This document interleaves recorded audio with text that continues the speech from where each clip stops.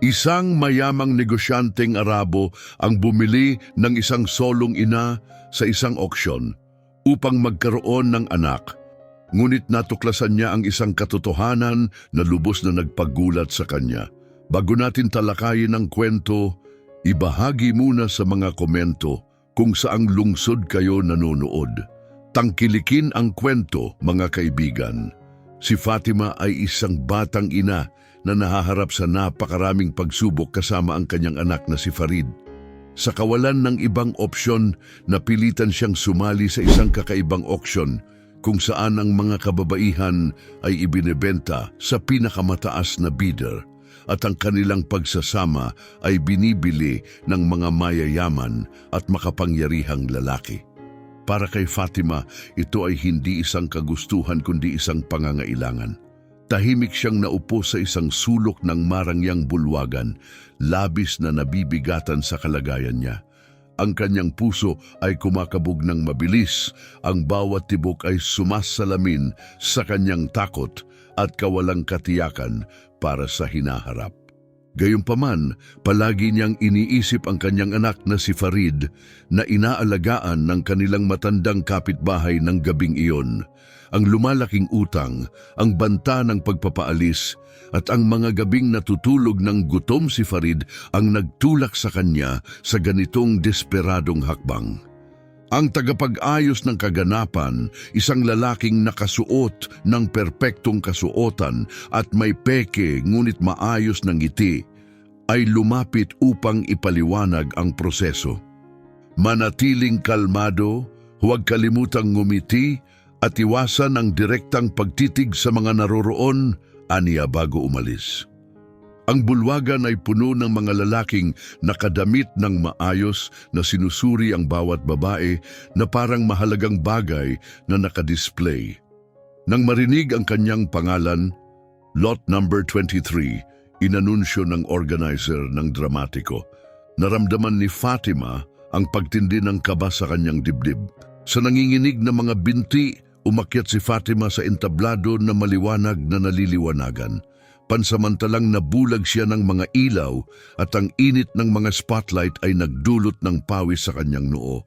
Sinikap niyang magpakita ng katahimikan sa kabila ng matitinding titig na humuhusga sa kanya bilang isang bihirang kagandahan ayon sa may labis na papuring paglalarawan ng tagapag-ayos. Isang bulong ng pagsang-ayon ang narinig sa karamihan. Pagkatapos isang matatag na boses ang tumunog ng malinaw, 1 milyon. Natahimik ang buong silid habang ang lahat ng mata ay nakatingin sa isang lalaking may maitim na balat at matatalim na mata na nakaupo sa likuran. Si Omar Amari, isang misteryoso at mayamang Arabong tycoon, ang naglagay ng bid. Ang tagapag-ayos nagulat sa unang alok ay kinumpirma ang halaga, wala nang sumunod na bid. Sold! Anya na may ngiting tagumpay. Nanlambot ang mga binti ni Fatima ngunit nanatili siyang matatag habang bumababa mula sa entablado. Ang kanyang buhay ay nagbago magpakailanman. Lumapit si Omar na may seryoso at hindi mabasang ekspresyon. Kailangan nating talakayin ang mga kondisyon, kalmado niyang sinabi. Inilahad ang kanyang kamay upang alalayan siya. Si Fatima, bagamat nag-aalinlangan, ay sumunod sa kanya patungo sa isang nakahiwalay na silid kung saan ang mga detalye ng kanyang kapalaran, ayon sa napagkasunduan sa entablado, ay tatapusin. Ang silid ay elegante at maluwag.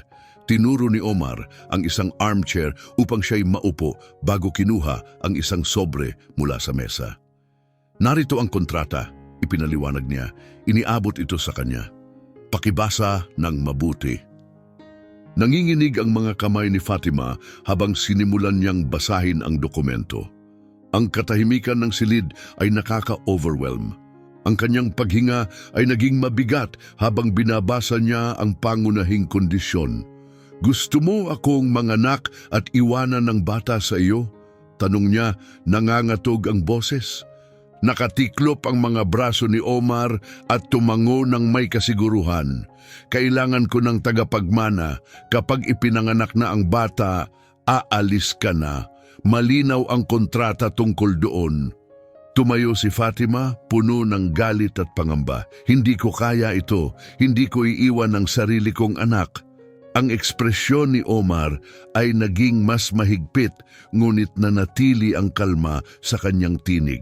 Alam mo ang mga nakataya noong nagpasya kang sumali sa auction na yon, wala nang atrasan ngayon. Napakalupit nito, sagot ni Fatima, hawak-hawak ang kontrata. Akala mo ba kaya mong bilhin ang isang bata at baliwalain ang ina? Lumapit si Omar. Ang kanyang presensya ay lalong nagmistulang nakapanghihina sa maliit na kwarto. Nag-invest ako ng $1 million sa iyo, Fatima. Hindi ito isang pabigla-biglang desisyon. Wala ka ng ibang pagpipilian. Bumilis ang tibok ng puso ni Fatima, batid ang sitwasyong kinasasadlakan niya. Inilagay ni Omar ang panulat sa mesa sa kanyang harapan. Pirmahan mo ang kontrata. Kapag ipinanganak ang bata, matatanggap mo ang bayad at malaya ka ng bumuo muli ng buhay mo. Tinitigan ni Fatima ang kontrata, nanginginig ang kanyang mga kamay dahil sa galit at dalamhati. Pumasok sa isipan niya si Farid at ang lahat ng sakripisyong ginagawa niya upang masiguro ang kinabukasan ng anak. Pinilit niyang pigilan ang pag-agos ng luha. Hindi ito makatarungan, mahinang sabi niya, muling naupo. Lumapit si Omar, ang tingin niya ay tila tumatagos. Hindi mahalaga ang katarungan dito. Ang mahalaga ay ang pagtupad sa kasunduan. Sa wakas, kinuha ni Fatima ang panulat at pinirmahan ang kontrata. Kinuha ni Omar ang mga papel at sinabing, mabuti. Bukas, magpapatuloy tayo sa mga medical check-up at lilipat ka na sa aking estate. Magpahinga ka ngayong gabi. Umalis siya, iniwan si Fatima na nagdurusa sa kanyang pagsisisi. Tinitigan niya ang kanyang pirma, pakiramdam niya ay pinahamak niya ang sarili.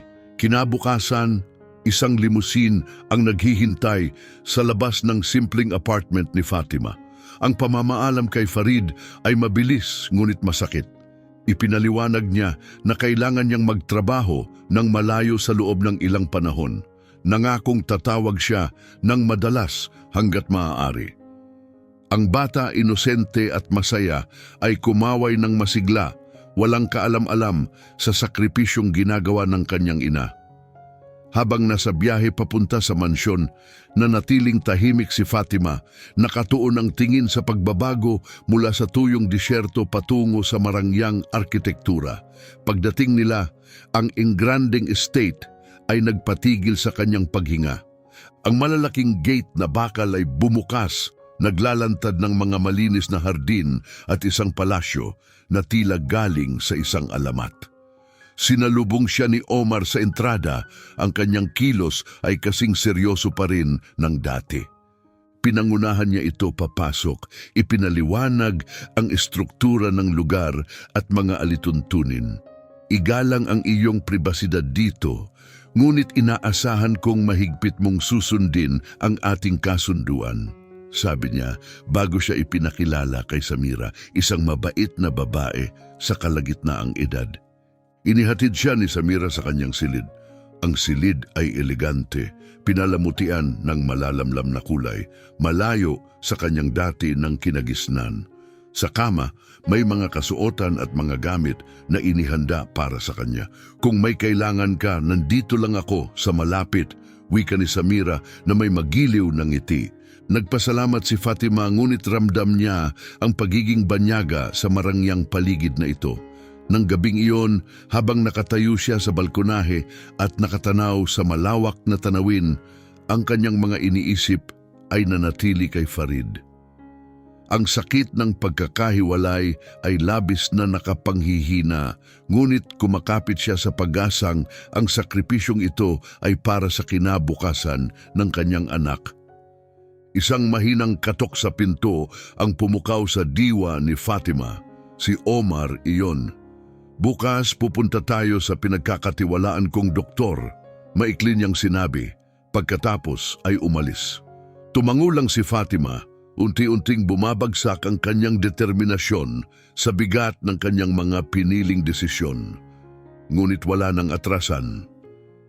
Sa madaling araw, nagising si Fatima sa tahimik na kalawakan ng mansyon, malayong malayo sa kaguluhan ng kanyang isipan. Bagamat malambot ang kama at ang mga kumot ay yari sa pinakamainam na seda, ang bigat ng kanyang katotohanan ay nagdulot ng kawalang ginhawa. Di nagtagal, mahinang kumatok si Samira sa kanyang pinto. Handang samahan siya upang makita ang doktor ni Omar. Habang naglalakad sila sa mansyon, napansin ni Fatima ang labis na karangyaan nito. Mga pasilyong may Persian carpet, mga dingding na pinalamutian ng mga obra maestra, at malalaking bintanang nagpapakita ng perpektong inayos na hardin. Ang maikling paghanga ay agad napalitan ng realidad nang sila'y sumakay sa limusin papunta sa klinika. Matatagpuan sa gitna ng abalang lungsod ng Dubai, ang klinika ni Dr. Nassar ay sagisag ng makabagong medisina. Si Dr. Nassar na may mahinahong presensya at nakaaaliw na tinig ay tinanggap si Fatima ng propesyonal. Matapos ang serye ng masusing pagsusuri, kinumpirma niya na handa na si Fatima para sa unang yugto ng proseso ng fertilization. Tumugon si Fatima ng isang tahimik na tango. Ang kanyang hindi komportabling nararamdaman ay tinakpan ng isang mukha ng kalmado. Habang isinasagawa ang proseso, si Omar ay nakamasid mula sa malayo. Ang kanyang kilos ay malamig. Para sa kanya, isa itong transaksyon sa negosyo. Ngunit para kay Fatima, ito ay isang masakit na karanasan na nagbabadya ng hinaharap na kirot ng paghihiwalay sa sarili niyang anak. Pagbalik sa mansyon, naghanap si Fatima ng aliw sa pamamagitan ng paggalugad. Naglalakad sa mga silid na nagpapakita ng walang limitasyong kayamanan ni Omar. Ang bawat silid mula sa aklatan na may napakataas na mga istante ng libro hanggang sa panloob na pool na balot ng marmol at ang music room na puno ng mga bihirang instrumento ay mas marangya kaysa sa huli.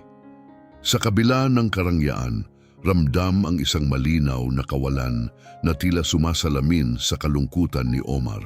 Ang kanyang mga bihirang ngiti at mababaw na pakikitungo ay tila kasing walang laman ng echoing halls, nagpapakita ng isang buhay na puno ng marangyang pag-iisa. Sa mga unang araw, ang pakikitungo ni Omar kay Fatima ay pawang formal at nakatuon lamang sa mga tuntunin ng kanilang kasunduan nang walang anumang personal na pag-uusap. Si Fatima na lalong nakakaramdam ng pag-iisa ay ginugugol ang mga gabi sa walang tigil na pag-iisip at ang mga umaga sa pakikibaka sa katotohanang magdadala siya ng anak na hindi niya palalakihin. Sa kanyang ikalawang linggo sa mansyon, nagdaos si Omar ng isang formal na hapunan para sa mga kasosyo sa negosyo at bahagi ng kasunduan na dumalo si Fatima. Nakasuot ng isang napakagandang damit, dahan-dahan niyang binaba ang ingranding hagdan na may pag-aalinlangan. Tinitingnan siya ng mga bisita na may halong kuryosidad at pagpipigil. Si Omar ay nanatili sa kanyang tabi. Ipinakilala siya bilang aking espesyal na panauhin. Ang kanyang presensya ay parehong nakapagbibigay ng kaaliwan at nakakakulong. Sa isang tahimik na sandali, malayo sa abala ng karamihan, nagtanong si Omar, "Ayos ka lang ba?" "Sinusubukan kong mag-adjust," tugon ni Fatima na may tapat na kahinaan. Tumango lamang si Omar, ang kanyang mukha ay nanatiling hindi mabasa. Para kay Omar, ang ganitong mga pagtitipon ay isang karaniwang obligasyon lamang. Ngunit para kay Fatima, ito ay isang matinding paglubog sa isang mundong lubos na banyaga sa kanyang nakasanayang buhay. Pagkatapos ng hapunan, bumalik si Fatima sa kanyang silid. Pakiramdam niya ay ubos na ang kanyang lakas. Bago magpahinga para sa gabi, tumawag siya sa kanilang kapitbahay upang kumustahin si Ann. Ang masiglang boses ng kanyang anak ay nagbigay ng kaaliwan, ngunit nagdulot din ito ng pag-iyak. Hinangad niyang makapiling siya, Ngunit alam niyang wala nang balikan sa kanyang desisyon. Habang lumilipas ang mga araw, napansin ni Fatima ang mga maliit na detalye kay Omar na nagbigay ng bagong liwanag sa kanyang personalidad. Bagamat siya'y mahigpit at may mataas na pamantayan, may mga sandali kung saan ang kanyang pagkatao ay lumilitaw. Isang ganitong tagpo ang nangyari isang hapon sa hardin, kung saan nakita niya itong maingat na nag-aalaga ng isang bihirang halaman. Ito ang halaman ng aking ina, aniya matapos mapansin ang interes ni Fatima. Naniniwala siya na ang pag-aalaga dito ay nagbibigay sa kanya ng kapayapaan. Ang revelasyong ito ay tumimo kay Fatima, na nakakita ng isang mas relatable na bahagi ni Omar bilang isang taong humaharap din sa sarili niyang mga pagkawala. Naisip niyang pareho silang may bitbit na sariling bigat. Sa kanilang pananatili sa mansyon, ibinahagi rin ni Samira ang ilan sa mga kwento tungkol sa nakaraan ni Omar. Ayon dito, maaga siyang naitulak sa responsibilidad matapos ang biglaang pagkamatay ng kanyang mga magulang. Ang mga detalyeng ito ay tumulong kay Fatima upang makita si Omar hindi lamang bilang isang malayong figura, kundi bilang isang taong dumaan din sa sariling mga laban. Sa kabila nito, nanatili siyang maingat at nanindigan na ang kanyang pananatili ay pansamantala lamang. Gayunpaman, natagpuan niya ang kaunting aliw sa kanyang mga paglalakad sa hardin at sa tahimik na mga gabi ng pagmumuni-muni sa balkonahe. Isang gabi, biglang kumatok si Omar sa kanyang pinto, mukhang mas hindi formal kaysa karaniwan. Kailangan nating mag-usap, sabi niya. Iniimbitahan siya para sa isang tasa ng tsaa sa aklatan. Ang kilos na ito, nakakaiba sa karaniwang ugali ni Omar, ay nagpasiklab ng kanyang kuryosidad at nagpabilis ng tibok ng kanyang puso. Nagpunta sila sa aklatan, isang silid na puno ng mga libro at naliliwanagan ng banayad na liwanag mula sa isang fireplace, nagbibigay ng mainit at komportabling pakiramdam. Nakaupo silang magkatapat, may mga tasang tsaa sa pagitan nila at naramdaman ni Fatima ang isang kakaibang ginhawa.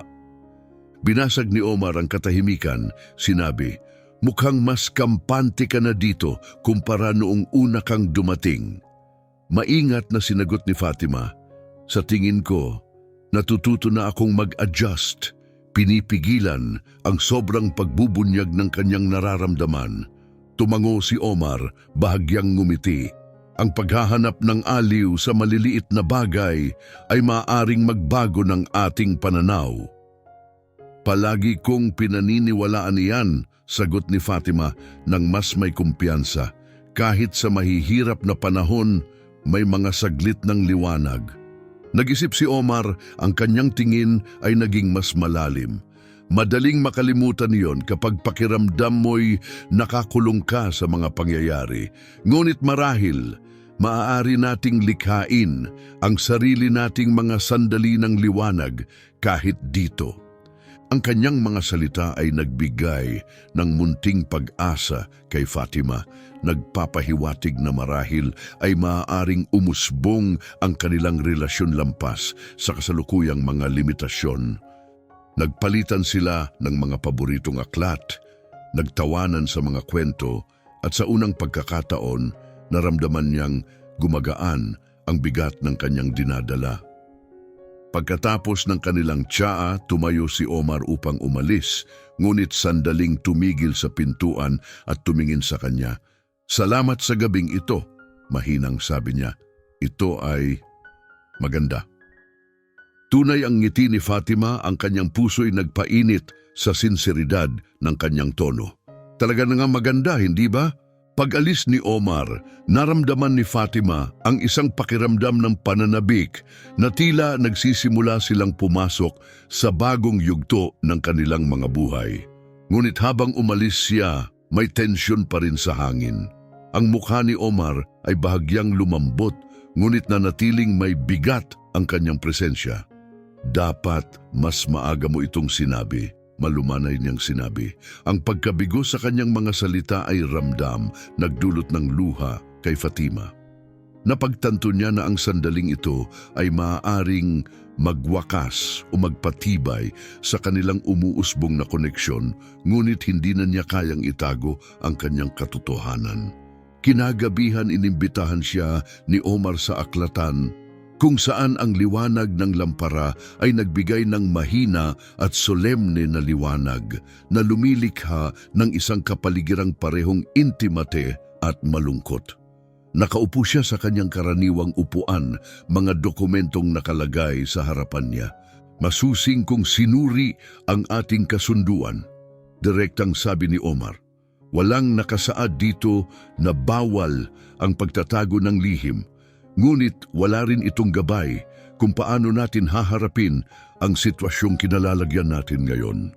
Isang alon ng pagkabahala ang dumaan kay Fatima. Pakiusap, huwag mo akong palayasin. Tutuparin ko ang ating kasunduan, nangangako ako.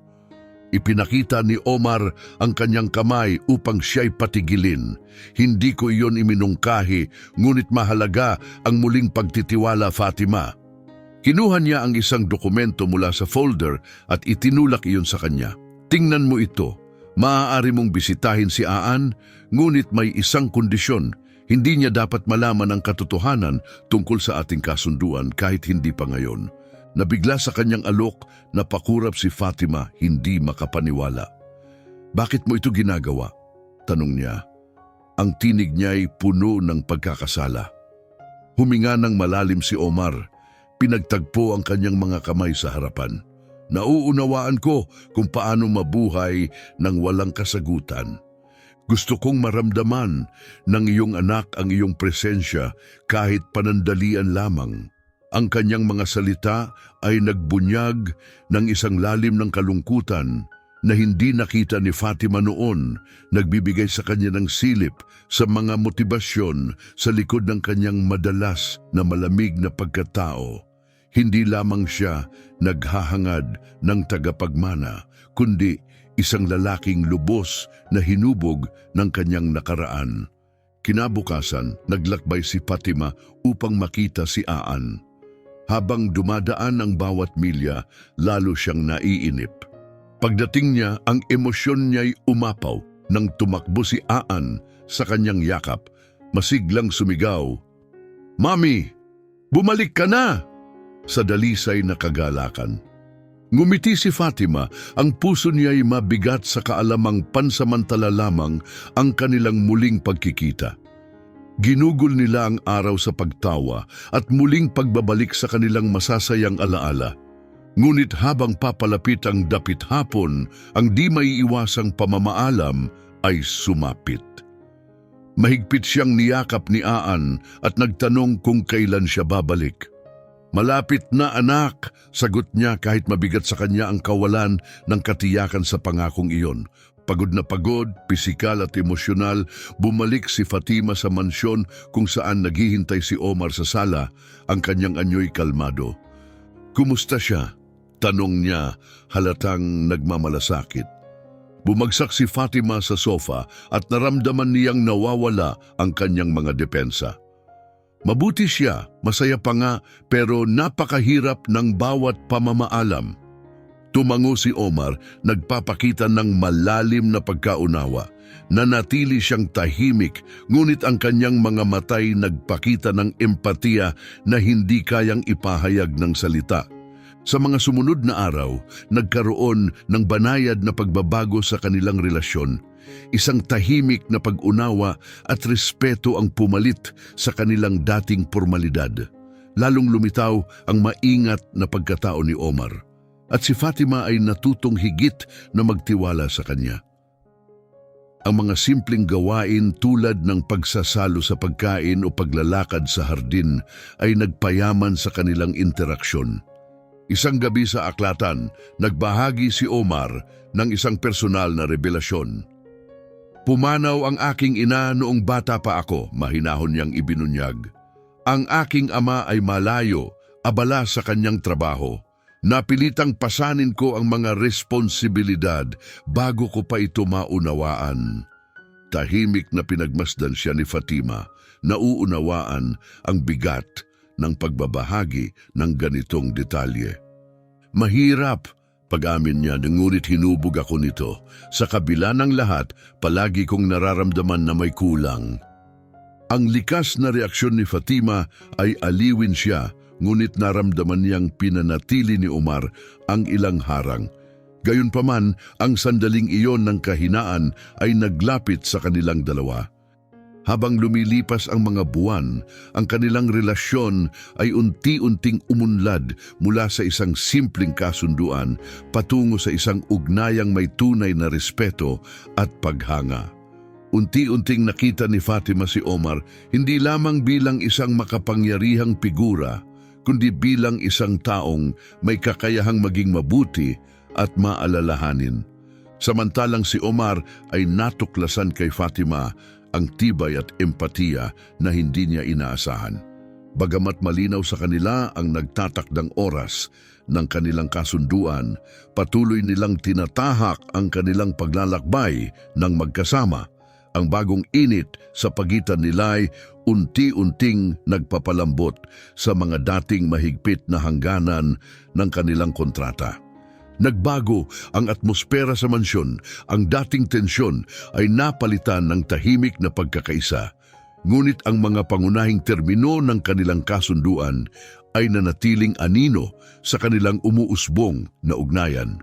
Natagpuan ni Fatima ang ginhawa sa kasimplihan ng kanyang mga pang-araw-araw na gawain, ang paglalakad sa hardin tuwing umaga, ang pagbababad sa mga libro sa tahimik na aklatan tuwing hapon, at ang pagtanaw sa mga bituin mula sa balkonahe tuwing gabi.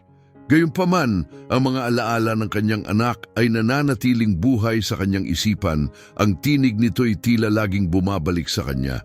Isang umaga, habang umiinom siya ng kape, hindi inaasahang sumama si Omar na may bihirang kalmado at bahagyang init sa kanyang kilos. "Gusto kong sumama ka sa akin ngayong araw," sabi niya, binasag ang katahimikan. Nagtaka si Fatima at tumingala. "Saan tayo pupunta?" tanong niya. "Sa isa sa mga ari-arian ng pamilya ko. Tahimik ang lugar. Sa tingin ko magugustuhan mo," tugon niya. Matapos ang sandaling pag-aalinlangan, pumayag si Fatima, tinatanggap ang pagkakataon na makalayo sa mansyon. Tahimik ngunit komportable ang biyahe habang swabing nagmamaneho si Omar at unti-unting napalitan ng kalmadong tanawin ng urbanong kapaligiran. Matapos ang isang oras, dumating sila sa isang payapang lugar na nakapaloob sa mga buhangin ng disyerto, kung saan may isang simpleng bahay na may tradisyonal na istilong Arabo. "Ito ang santuwaryo ng aking ina," ibinahagi ni Omar habang bumaba sila ng sasakyan. Dito siya tumutungo kapag gusto niyang maghanap ng katahimikan. Sumunod si Fatima, sa kanya papasok, pinagmamasdan ang mainit at kaakit-akit na kasimplihan ng bahay na malayo sa marangyang disenyo ng mansyon. Ang lugar ay pinalamutian ng mga lumang alpombra at antigong lampara, at may nakaaaliw na halimuyak ng mga halamang gamot. Dinala siya ni Omar sa isang terasa na may tanawin ng malawak na disyerto. Ang malalim na katahimikan na tanging hinahamon ng banayad na ihip ng hangin sa disyerto ay nakapagpapakalma. "Dito ko natatagpuan ang kalinawan," aminado ni Omar habang umupo sa isang silya sa tabi niya. "Napakaganda," sabi ni Fatima, nakatingin sa malayong abot tanaw. Matapos ang ilang sandali, nagtanong si Omar, "Namimiss mo ba ang iyong tahanan?" Nagmuni-muni si Fatima tungkol sa kanyang nakaraan at napabuntong hininga. "Namimiss ko ang ibig sabihin nito, payak ngunit puno ng mga alaala." Tumango si Omar bilang tanda ng pag-unawa, at sa tahimik na tagpong iyon, isang hindi maipaliwanag na koneksyon ang nabuo sa pagitan nila. Matapos ang kanilang pagbisita, Unti-unting isinama ni Omar si Fatima sa kanyang pang-araw-araw na buhay mula sa mga pagpupulong kasama ang mga tauhan hanggang sa mga desisyon tungkol sa bahay. Nabigyan siya ng pagkakataong makita ang tunay na katauhan ni Omar sa likod ng imahe ng isang mahigpit na negosyante. Isang gabi sa hapunan, casual na ipinahayag ni Omar ang isang bagong ideya. Pinag-iisipan kong magpa-renovate sa mansyon, sabi niya, upang gawing mas maginhawa. Nabigla si Fatima at tumugon, "Ano ang nasa isip mo?" "Isang lugar na magiging tahanan ng isang pamilya," sagot niya, bahagyang nagtama ang kanilang mga mata bago siya umiwas ng tingin. Bumilis ang tibok ng puso ni Fatima sa implikasyon ng kanyang mga salita, ang unang pahiwatig ng posibilidad ng isang hinaharap na lampas sa kanilang kasunduan, bagamat batid niyang marami pa silang kailangang ayusin. Habang naglalakad si Fatima sa hardin isang araw, nasalubong niya si Amir, ang kasambahay na may dalang tsaa at cookies, ang kanyang mukha'y maliwanag sa kasiyahan. "Parang masaya ka ngayon. Anong okasyon?" biro ni Fatima. Lalo pang lumiwanag ang ngiti ni Amir. Nakakatuwa lang makita ang mga pagbabago rito. Hindi pa naging ganito kabuhay ang mansyon, aniya. Namula si Fatima, batid ang tinutukoy ni Amir na may kaugnayan sa unti-unting pagbabago ng dinamika nila ni Omar. Habang ang mga araw ay naging linggo, napansin ni Fatima ang pagbabago rin kay Omar. Siya'y naging mas bukas at madaling lapitan, madalas na nakikipag-usap ng mahaba at makahulugan. Ibinahagi nila ang higit pa tungkol sa kanilang mga nakaraan. Unti-unting naipapakita ang mas malalalim na bahagi ng kanilang mga personalidad. Isang gabi, sa gitna ng isang taos-pusong pag-uusap, nagbahagi si Omar ng kanyang pinagdadaanan. "Ang pagkawala ng aking ina ay isang bagay na hindi ko natutunang harapin," inamin niya. Halatang mabigat ang kanyang nararamdaman. Siya ang pundasyon ng aming pamilya at ang pagkawala niya ay nagdulot ng kaguluhan sa lahat. Tahimik na nakinig si Fatima, ramdam ang bigat ng damdaming nasa likod ng kanyang mga salita. Bagamat alam niyang pinipili pa rin ni Omar na itago ang ilang bahagi ng kanyang sarili, ang pagbubukas na yon ay nagpatibay ng kanilang pagkakalapit. Habang lumilipas ang mga buwan, ang kanilang relasyon ay nagbago mula sa isang formal na kasunduan tungo sa isang ugnayang puno ng tunay na respeto at paghanga. Si Fatima ay natutong makita ang kabaitan at lalim ni Omar, habang si Omar ay nakakita ng tibay at pagkalinga kay Fatima na hindi niya inaasahan. Bagamat malinaw pa rin ang mga hangganan ng kanilang kasunduan, ang ugnayan nila ay unti-unting nagiging mas makabuluhan. Ang dating tensyon sa pagitan nila ay napalitan ng tahimik na pagkakaunawaan. Lubos na naantig si Fatima sa pagiging bukas ni Omar. Ang pag-unawa sa kanyang mga kahinaan ay lalong nagpalapit sa kanila. Sa kabila ng lumalalim na ugnayan, nanatili siyang mulat sa likas na kontraktwal ng kanilang relasyon. Habang lumalago ang kanyang damdamin para kay Omar, ang kasunduan ay tila isang aninong nagpapadilim sa kanyang isipan, nagdudulot ng pagdududa sa kanilang hinaharap. Habang siya'y gising sa gabi, patuloy niyang nilalabanan ang kanyang tumitinding emosyon at ang praktikalidad ng kanilang sitwasyon. Isang gabi na puno ng pagkabalisa, ang katok ni Omar sa kanyang pinto ang sumira sa katahimikan. Mukha siyang naguguluhan, marahil ay nahihirapan din sa parehong mga pag-iisip. "May mga patakaran tayong sinusunod," nagsimula siya. Umupo sa isang upuan sa harap ng kama ni Fatima. "Pero kailangan mong maunawaan na sinusubukan kong unawain ang lahat ng ito." Narinig ang kanyang mga salita, bumilis ang tibok ng puso ni Fatima. Ang tono niya ay tila nagmumungkahi ng pagbabago, marahil kahit ng pagnanais na muling tukuyin ang kanilang relasyon. Ako rin, tapat na tugon ni Fatima. Tumango si Omar, ang ekspresyon niya ay nagpapakita ng ginhawa sa kanyang pag-unawa. Sa kabila ng mga hindi tiyak na bagay, handa silang dalawa na harapin ang komplikasyon ng kanilang umuusbong na relasyon. Napansin ng mga tauhan sa mansyon ang mga pagbabago sa pagitan nila. Madalas banggitin ni Amir ang tila magaan na pagkatao ni Omar ngayon, isang pagbabago na iniuugnay sa impluensya ni Fatima. Ang iba pang empleyado ay napansin din kung paano nabago ng kanyang presensya ang dating mahigpit na atmosfera ng mansyon. Para kay Fatima, ang mansyon ay unti-unting naging higit pa sa pansamantalang tirahan.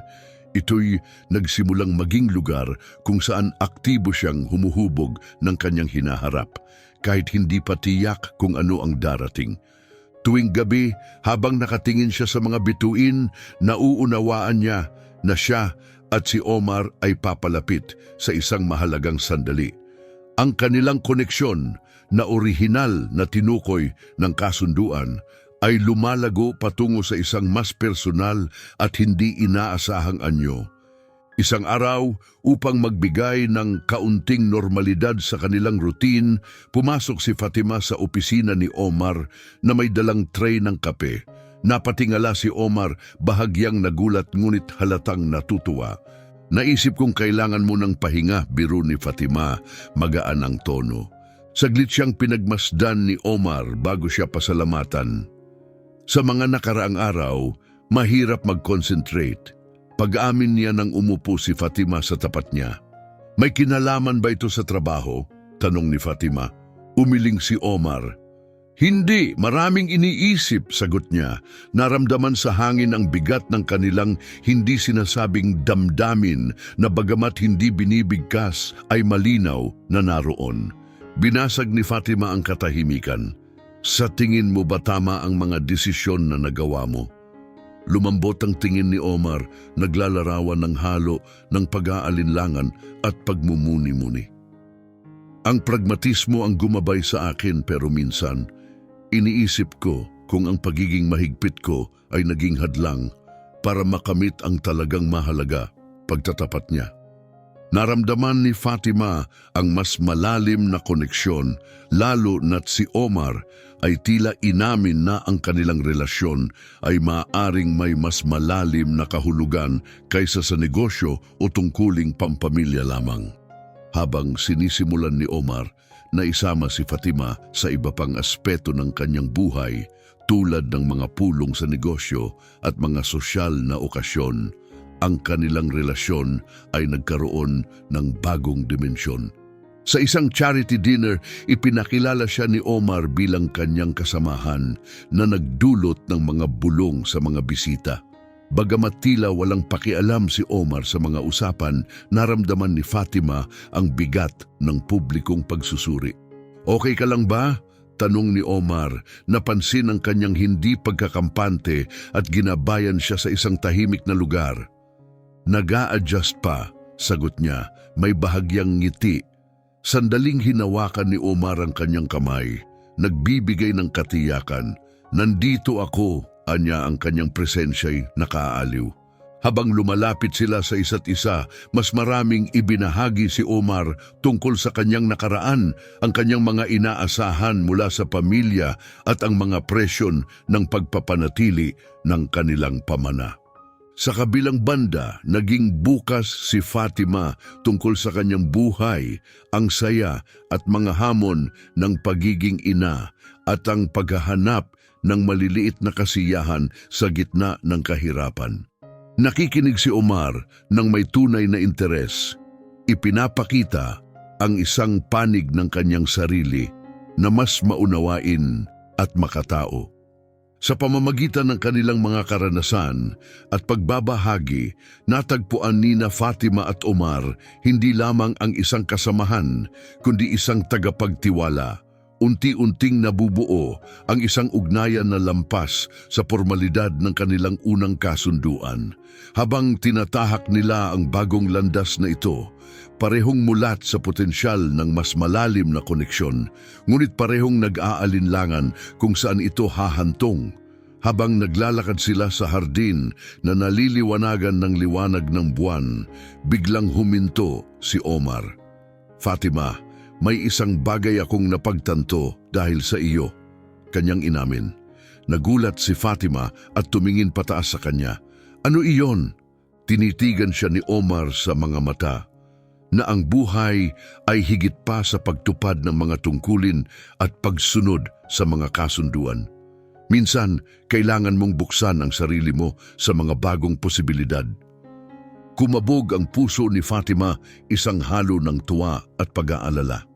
Hindi niya maikakailan na unti-unti na siyang nahuhulog kay Omar, ngunit ang realidad ng kanilang kasunduan ay patuloy na bumabalot sa kanila. Tulad ng isang aninong nagtatakda ng mga limitasyon, napansin ng mga tauhan sa mansyon ang mga banayad na pagbabago sa kanilang relasyon. Si Samira, na laging mapanuri, ay mas naging magiliw kay Fatima na para bang isa na siyang bahagi ng pamilya. Ang iba pang mga empleyado ay nagpapalitan ng mga makahulugang tingin tuwing nakikita sina Omar at Fatima na magkasama, ang kanilang mga ngiti puno ng hindi sinasabing damdamin. Sa kabila ng mga pagbabago, hindi maalis ni Fatima ang bigat ng nalalapit na pagtatapos ng kontrata, isang palaging paalala na maaari niyang mawala ang lahat, lalo na ang lumalalim niyang koneksyon kay Omar. Isang hapon, habang abala si Fatima sa pagbabasa sa aklatan, pumasok si Omar, mabigat ang ekspresyon. "Kailangan nating mag-usap," sabi niya, marahang isinara ang pinto. Ibinalik ni Fatima ang libro sa mesa, naramdaman ang pagbigat ng kaba sa kanyang dibdib. "Ano iyon?" tanong niya habang umupo si Omar sa tapat niya.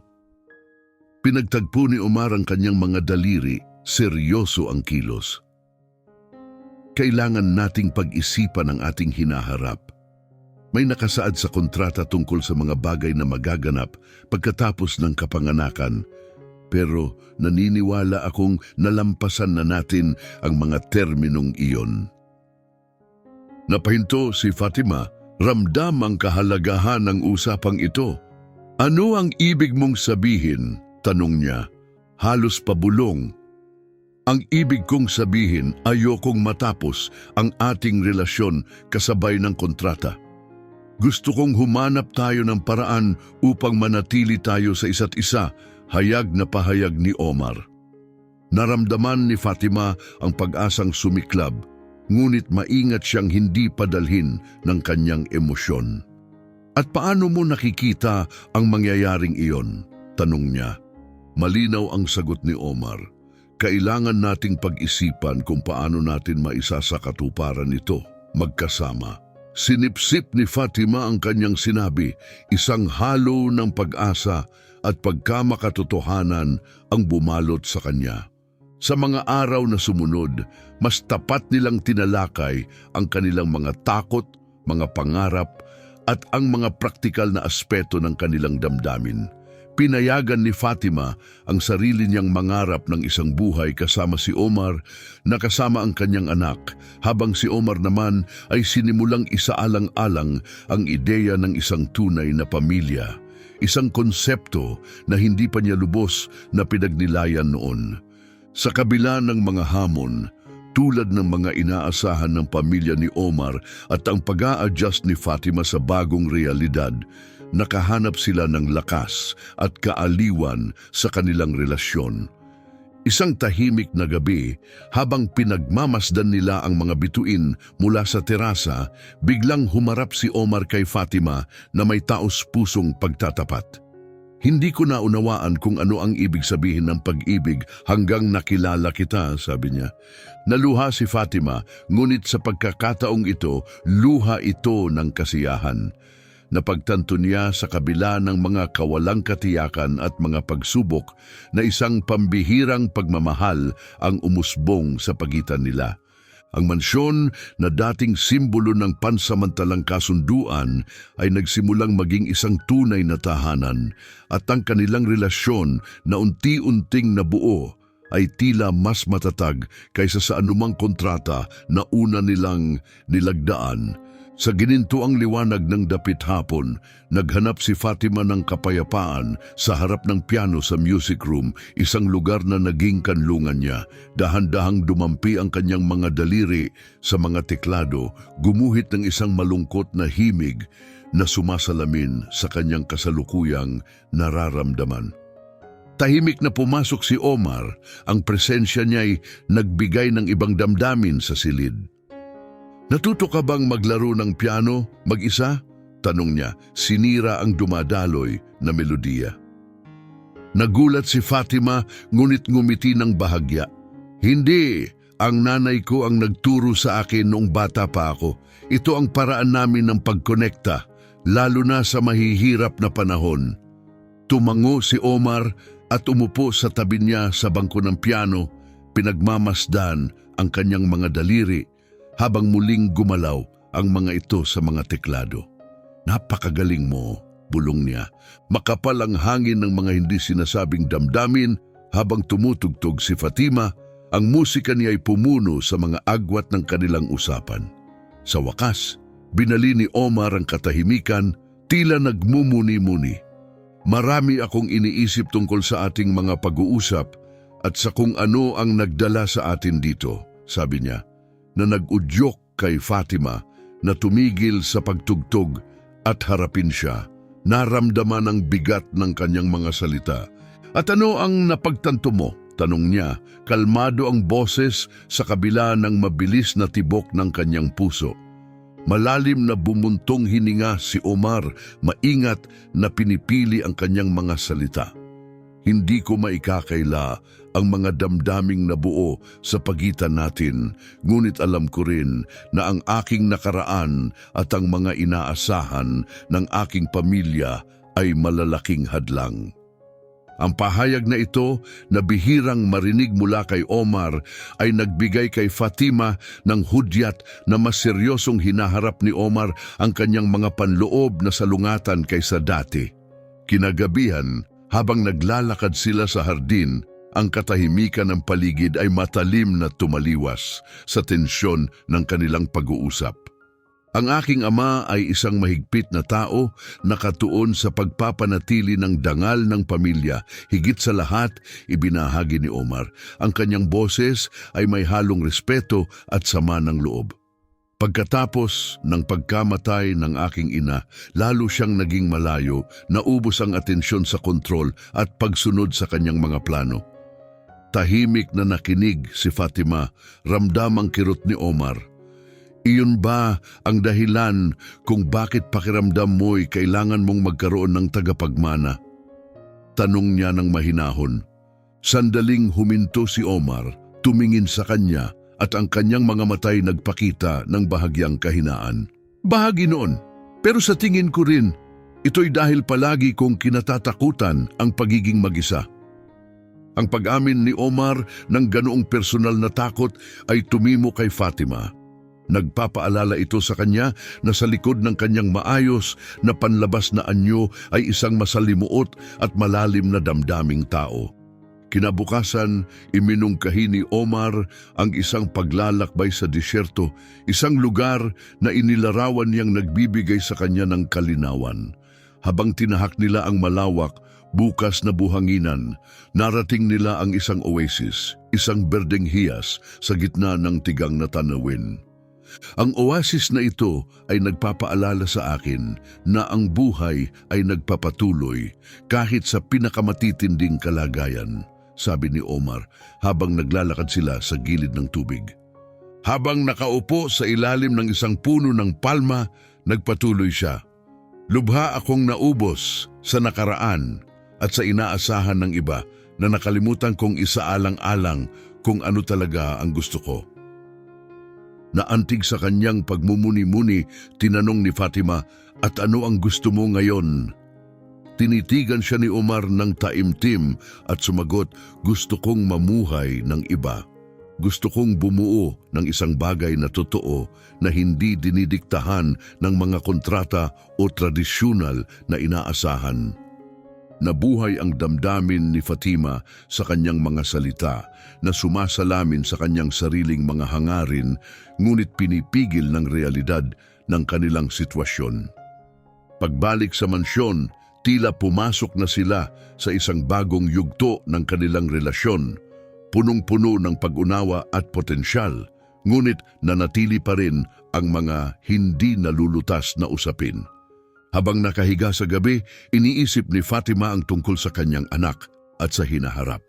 Ang mga pagpipilian sa kanyang harapan ay nakakatakot at alam niyang anumang hakbang pasulong ay mangangailangan ng pagharap sa kanyang pinakamalalalim na takot at pagdududa. Ngunit sa mga kamakailang pahayag ni Omar, nakaramdam siya ng muling lakas ng loob na marahil ay magagawa nilang baguhin ang kanilang mga buhay ng tapat sa kanilang mga puso. Sa ilalim ng mga bituin sa balkonahe, habang magkasama silang nagmumuni-muni, ang pagtatapat ni Omar ay tumimo ng malalim kay Fatima. Hindi ko inakalang makikilala ko ang isang taong magpapabago ng aking pananaw, mahina niyang inamin. Naantig sa kanyang kahinaan, tapat na tumugon si Fatima. Ipinakita mo sa akin na posible palang makahanap ng lakas kahit sa pinakamahirap na panahon. Hindi ko magagawang harapin ang lahat ng ito kung wala ka. Sa mga sumunod na araw, gumawa si Omar ng konkretong hakbang upang baguhin ang kanilang kasunduan. Muling sinuri ang kontrata, pinanatili ang mga probisyon para sa kinabukasan ng bata, ngunit ipinahayag ang kagustuhang gawing mas patas ang mga termino para sa kanilang dalawa. Naramdaman ni Fatima ang isang masalimuot na halo ng ginhawa at kaba. Bagamat marami pa ring hamon ang naghihintay, naramdaman niya ang pagbabago patungo sa mas pag-asang direksyon. Napansin ng mga tauhan sa mansyon ang pagbabagong ito. Si Samira lalo na ay nakita ang pagbabago sa ugali ni Omar, mula sa pagiging malayo patungo sa pagiging mas madaling lapitan at sa bagong kumpiyansa ni Fatima. Palagi kong pinaniniwalaan na may mabuting puso si Ginoong Omar. Ibinunyag ni Samira kay Fatima isang hapon. Kailangan lang niya ng tamang tao upang ipakita ito sa kanya. Pinahalagahan ni Fatima ang kanilang naging paglalakbay sa kabila ng mga kawalang katiyakan. Ngumiti siya, puno ng pag-asa na marahil ang pagmamahal ay talagang magtatagumpay laban sa kahirapan. Habang natatapos ang isa pang araw, magkasama sina Fatima at Omar sa terasa, pinagmamasdan ang papalubog na araw. Pareho nilang nauunawaan ang mga hirap na naghihintay sa kanila, ngunit handang harapin ang mga ito ng magkasama. Ang atmosfera sa mansyon ay malinaw na nagbago. Isang bagong init ang pumalit sa dating tensyon. Gayunpaman, ang bigat ng hinaharap ay nanatili, bumibigat sa parehong kay Omar at Fatima habang sila'y nakatayo sa isang mahalagang sangandaan ng kanilang buhay. Isang araw, ipinatawag ni Omar si Fatima sa kanyang opisina, isang lugar na dati nakakatakot, ngunit ngayoy tila mas welcoming na. Sa isang maingat na kilos, inanyayahan niya siyang umupo. Maraming oras ang ginugol ko sa pagninilay tungkol sa ating kasunduan at sa mga nangyari mula nang dumating ka rito, panimula niya. Ang kanyang tinig ay may halong determinasyon at kahinaan. Tahimik na nakinig si Fatima, ang kanyang puso'y bumibilis sa kaba at pananabik. Noong una, ang layunin ko ay mag-secure lamang ng tagapagmana para sa aking pamilya, patuloy ni Omar. Ang kanyang mga kamay ay magkasalikop na tila nagtitipon ng lakas ng loob. Ngunit hindi ko maaaring baliwalain ang mga damdaming nabuo sa pagitan natin. Ito ang kumpirmasyong hinangad ni Fatima, ngunit naghinay-hinay siya sa kanyang nararamdaman, handang marinig ang susunod na sasabihin ni Omar. At ano ang ibig sabihin nito para sa atin? Mahinahon niyang tanong, halos pabulong ang kanyang tinig. Tinitigan siya ni Omar, ang kanyang ekspresyon ay puno ng sinseridad. Ibig sabihin, nais kong maghanap tayo ng paraan upang gawing posible ito, hindi dahil sa anumang kontrata, kundi dahil pinili nating magkasama. Ang kanyang mga salita ay nagbigay ng sinag ng pag-asa, ngunit alam ni Fatima na hindi magiging madali ang paglutas sa kanilang sitwasyon. Maraming aspeto at komplikasyon ang kailangang tugunan at mahalaga na pareho silang handang harapin ang anumang maaaring idulot ng kanilang mga desisyon. Nasa isang mahalagang sandali na sila kung saan ang kanilang susunod na hakbang ay maaaring magbago ng lubos sa kanilang mga kinabukasan. Nang araw na iyon, habang naglalakad si Fatima sa luntiang hardin, pinag-isipan niya ang mga salita ni Omar. Malalim ang nararamdaman niya para kay Omar, ngunit ang katotohanan ay nanatili. Ang kanyang anak na si Farid ay nasa malayong lungsod at ang kontrata ay nagdidikta ng kanyang pag-alis pagkatapos manganak. Maya-maya napansin niya si Amir malapit sa pangunahing fountain. Lumapit siya rito para humingi ng payo. Amir, mapagkakatiwalaan ba si Omar? Tanong niya, puno ng pag-aalinlangan ang kanyang tinig.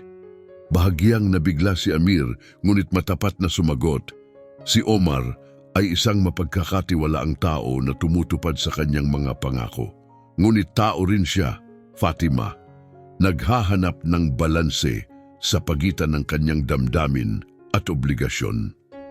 Nakahanap si Fatima ng kaunting ginhawa sa mga salita ni Amir kahit na nanatili siyang hati ang damdamin. Kinabukasan, dinala siya ni Omar sa isang ampunan na kanyang sinusuportahan, isang regular na aktibidad na ngayon may mas malalim na kahulugan. Ang masasayang yakap at tawanan ng mga bata ang pumuno sa paligid at naantig si Fatima sa banayad na pakikitungo ni Omar sa kanila. Talagang nagmamalasakit ka sa kanila, puna ni Fatima habang pinagmamasdan si Omar na nakatitig sa mga batang naglalaro. Muling pinaalala nila sa akin na ang buhay ay hindi lamang tungkol sa mga tungkulin at negosyo. May kagandahan sa pagiging simple, tugon ni Omar, puno ng pagmumuni-muni. Lubos na naantig si Fatima sa kanyang mga salita. Naramdaman ang pagbabago sa pananaw ni Omar. Tila handa na siyang bitawan ng ilan sa kanyang kontrol upang makabuo ng mas tunay na koneksyon. Pagbalik sa mansyon, nagdesisyon si Omar na baguhin ang kontrata. Tinawag niya ang kanyang legal team upang rebisahin ang mga termino at bigyan si Fatima ng mas malaking kalayaan, kabilang ang kakayahang makipag-ugnayan kay Farid. Pagkatapos ng kapanganakan, inabot niya ang bagong kontrata kay Fatima. Ipinaliwanag niya, "Ginagawa ko ito dahil ayokong maramdaman mong nag-iisa o nakatali.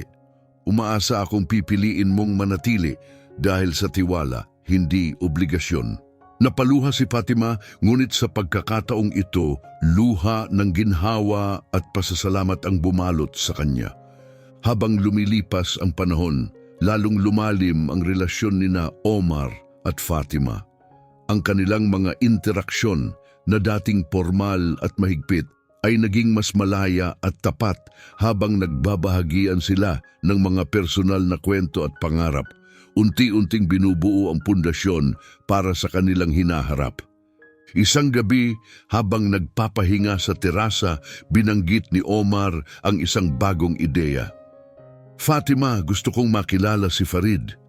Nabigla si Fatima at saglit na tumigil upang pag-isipan ang kanyang sinabi. "Sigurado ka ba rito?" Tanong niya ng may pag-aalangan. "Siguradong sigurado, bahagi siya ng buhay mo at nais kong maunawaan ang bawat aspeto nito." Sagot ni Omar ng buong tiwala.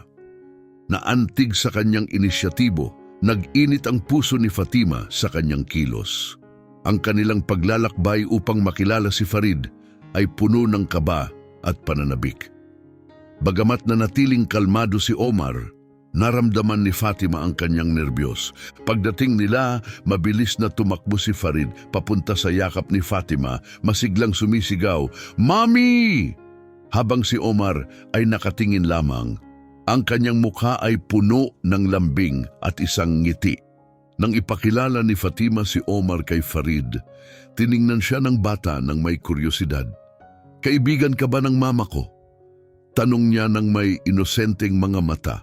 Yumuko si Omar upang tumapat sa taas ni Farid at sumagot ng may init, "Oo, kaibigan ako niya at sana maging magkaibigan din tayo."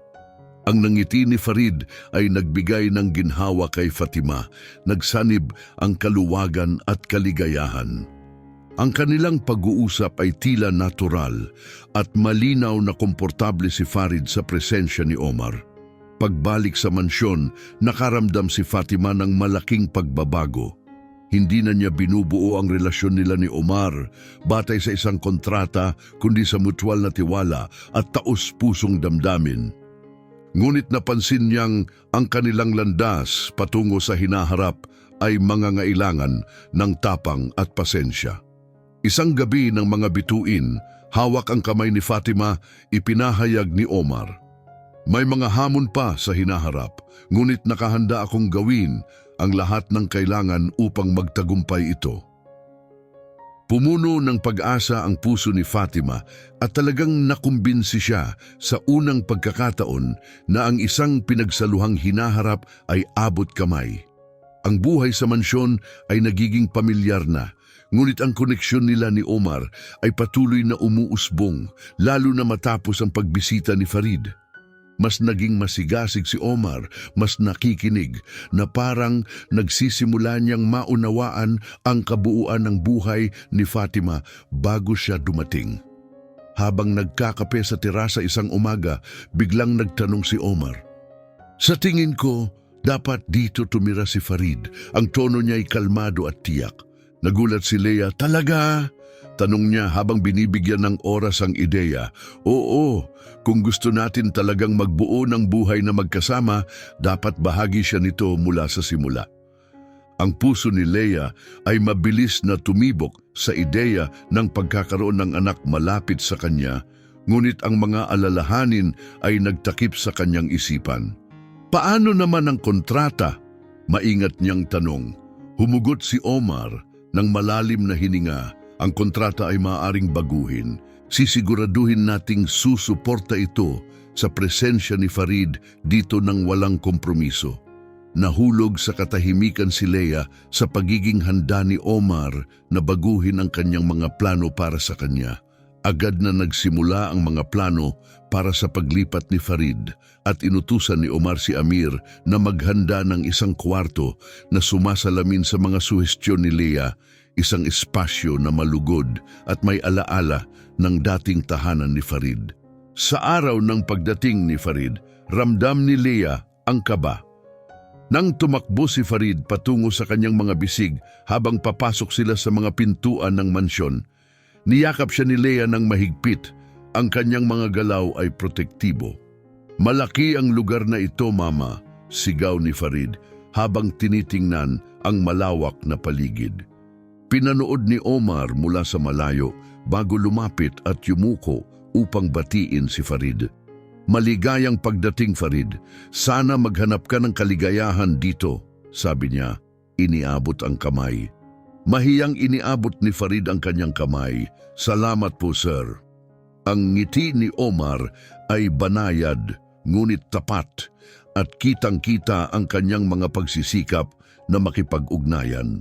Ang mga unang araw ay naging paghahanda at pagtuklas para kay Farid na mabilis na naka-adjust sa kahangahangang mansyon at walang limitasyon ang kanyang kuryosidad. Si Omar, na nanatiling kalmado, ay mahinahong sumagot sa kanyang mga tanong. Isang gabi, habang pinapatulog ni Fatima si Farid, tinanong siya, "Mama, mabait po ba si Mr. Omar?" Nagulat si Fatima at sumagot ng tapat, "Oo, mabait siya. Bawat araw, natututo at lumalago siya." Nasiyahan si Farid sa kanyang sagot at mabilis na nakatulog. Pinanood ni Fatima si Farid at naramdaman niya na mas tiyak kaysa dati na nasa tamang landas sila. Habang lumilipas ang panahon, lalo pang lumalalim ang ugnayan ni Omar at Farid. Naglalaan sila ng mga hapon para maglaro ng chess o maglakad-lakad sa hardin. Ang dating mailap na ugali ni Omar ay lumambot at ipinakita ang isang mas mainit at mas maalalahaning bahagi. Habang naglalakad sila sa hardin, tumigil si Farid at tumingin kay Omar. Tanong, gusto mo ba si Mama? Ang kanyang tinig ay puno ng purong kuryosidad ng isang bata. Nagtawanan si Omar, nagulat sa pagiging direkta ni Hasan. Oo, gusto ko siya, sagot niya ng may tapat na init. Talaga siyang isang kamanghamanghang babae. Lalong lumiit ang ngiti ni Hasan habang lumalakad siya. Iniwan si Omar na may bahagyang ngiti na nanatili sa kanyang mukha. Ang maikling pag-uusap na ito ay senyales ng mas lalalim na koneksyon sa pagitan nila. Isang araw, habang abala si Omar sa mga papeles sa kanyang opisina, dahan-dahang lumapit si Fatima. Pwede po ba akong pumasok? Tanong niya, hawak ang isang tasa ng tsaa. Tumingin si Omar at ang mukha niya ay nagniningning ng isang ngiti. Oo naman, umupo siya sa sopa, pinagmamasdan siya habang muling nagtuon si Omar sa mga dokumento. Ang konsentrasyon at dedikasyon ni Omar ay may nakaka-relax na epekto kay Fatima. Ang dami mong pinaghihirapan para sa ating lahat, komento niya na nagputol sa katahimikan. Ibinaba ni Omar ang kanyang panulat at tumingin kay Fatima. Dahil ikaw ay karapat-dapat sa bawat pagsusumikap. Ang diretsahang sagot ni Omar ay nagpasigla sa puso ni Fatima. Napagtanto niyang sa kabila ng maraming pagsubok, nakakabuo sila ng isang tapat na koneksyon. Mabilis na lumipas ang panahon at ang atmosfera sa Amari Mansion ay nagbago, puno ng bagong sigla. Lalong lumalim ang relasyon nila ni Omar at si Hasan ay naging mahalagang bahagi ng kanilang sambahayan. Tumibay ang kanilang ugnayan sa mga pinagsaluhang karanasan at ang excitement sa nalalapit na kapanganakan ng kanilang anak ay nagpatibay pa sa kanilang samahan. Isang gabi, habang nagpapahinga sila sa terasa, nakaramdam si Fatima ng matinding sakit sa tiyan. Una inisip niyang karaniwan lang ito sa pagbubuntis, ngunit agad niyang napansin ang kalubhaan ng sakit nang ito ay lumala. Nang mag-alala, tinawag niya si Samira na agad ipinagbigay alam kay Omar. Nasa panganganak na si Fatima, sabi ni Samira, puno ng pangangailangan. Dumating si Omar sa kwarto at nakita si Fatima na nahihirapan sa mga kontraksyon. Kailangan nating pumunta sa ospital, wika niya ng matatag, hawak ang kanyang kamay. Habang nagmamadaling nagbiyahe patungong ospital, ipinakita ni Omar ang kanyang alalahanin. Mahigpit niyang hinawakan ang kamay ni Fatima, nagbibigay ng mga salitang pampatibay loob at pinagmamasdan siya ng mga matang puno ng pag-aalala. Ayos lang yan, Leia. Nandito lang ako. Paulit-ulit niyang pinapalakas ang loob ni Fatima. Pagdating nila sa ospital, ang mga medical staff ay agad kumilos, ngunit nanatili si Omar sa tabi ni Fatima. Inalagaan niya siya sa buong proseso ng panganganak at nang marinig nila ang iyak ng kanilang sanggol, hindi mapigilan ni Omar ang magbuhos ng luha. Perpekto siya, Fatima. Talagang perpekto, bulong niya. Ang mga mata ay puno ng luha. Si Fatima, bagamat pagod, ay kumikislap sa kaligayahan. Isang makulay na sandali ang simula ng isang bagong kabanata. Ilang araw matapos manganak, habang nagpapahinga si Fatima kasama ang kanilang anak, pumasok si Omar na may dalang sobre, umupo sa tabi niya na may seryosong hitsura, ngunit puno ng pagmamahal ang mga mata. Fatima, may nais akong ibahagi sa iyo, sabi ni Omar habang binubuksan ang sobre. Wala nang halaga ang kontratang ito ngayon. Sa kanyang pagkagulat, punitin niya ang dokumento sa maliliit na piraso at itinapon ito sa sahig. Ang lahat ng aking mga ginawa ay para sa iyo at sa ating pamilya. Hindi ko hahayaang anumang bagay, lalo na ang kontrata, ang magtakda ng ating hinaharap. hinawakan ni Omar ang mga kamay ni Fatima. Tinitigan siya ng may malalim na pagmamahal. Fatima, pinuno mo ang buhay ko ng liwanag. Ipinakita mo sa akin ang tunay na kahulugan ng pagmamahal at ng pamilya. Nais kong makasama ka habang buhay. Habang nagsasalita siya tungkol sa pagpapalaki ng kanilang mga anak at pagharap sa mga hamon ng buhay, binuksan niya ang isang maliit na velvet na kahon upang ipakita ang kumikislap na singsing na diamante. Pakakasalan mo ba ako? Ang mga luha ay dumaloy sa pisngi ni Leia. Ang puso niya ay puno ng kaligayahan at mahina niyang binitiwan, "Oo, Omar, pakakasalan kita." Sa sandaling iyon, si Farid na kanina pa nakatingin mula sa pintuan ay tumakbo at niyakap silang dalawa. "Magiging tunay na pamilya tayo," sigaw niya ng masaya. Itinaas siya ni Omar at sabay nilang tinamasa ang simula ng isang bagong kabanata. Ang mga buwan bago ang kasal ay punong-puno ng kaligayahan, excitement at pagpaplano. Inisip ni Fatima ang isang seremonya na magpapakita ng kanyang kultura at ng kanilang pagmamahalan at tinitiyak ni Omar na matutupad ang kanyang mga pangarap. Ang mansyon ay naging isang kahangahangang lugar na may mga eksotikong bulaklak, kumikislap na mga ilaw at paghahalo ng mga Arabiko at kanlurang disenyo. Nang dumating ang araw ng kasal, ang araw ay nagbigay liwanag sa seremonya sa hardin. Nagniningning si Fatima sa kanyang puting gown na may gintong mga palamuti at si Farid sa kanyang formal na kasuotan ay buong pagmamalaking hawak ang mga singsing. Habang naglalakad si Leia sa aisle, si Omar ay kitang-kita ang pagkagalak at pagkamangha. "Ang ganda mo," bulong ni Omar habang tinatanggap ang kanyang mga kamay. Ang kanilang mga panata ay puno ng pagmamahal at simple na nangangako ng pagmamahal, respeto at samahan. Tinapos nila ang kanilang mga pangako ng isang halik na ikinatuwa ng mga kaibigan at pamilya. Ang salo-salo ay isang masiglang selebrasyon ng kanilang mga kultura kung saan ang tradisyonal na tunog ng Arabic ay nagsanib sa musika mula sa background ni Leia na nagbigay ng kasiyahan sa lahat. Si Farid ay nagsaya sa paligid, masaya sa bagong kapatid at sa buhay na naghihintay.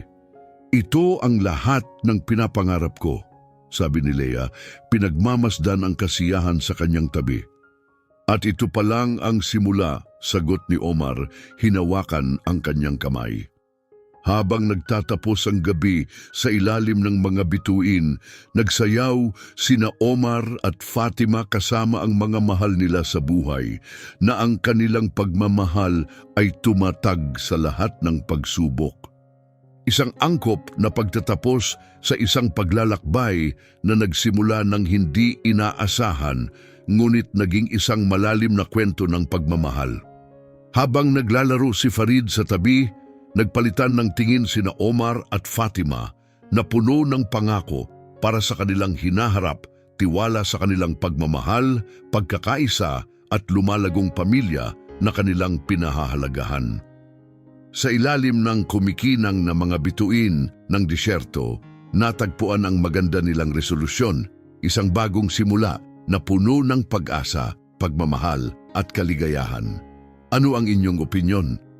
Tama ba ang desisyon ni Fatima na patawarin at pakasalan si Omar? Ibahagi ang inyong mga opinyon sa mga komento. I-rate ang kwento mula 0 hanggang 10. Paano mo ito bibigyan ng marka? Huwag kalimutan mag-subscribe sa aming channel at i-activate ang notification bell para magpatuloy sa pagtangkilik sa aming mga kwento at mag-click dito sa end screen para sa mas maraming kwento ng emosyon.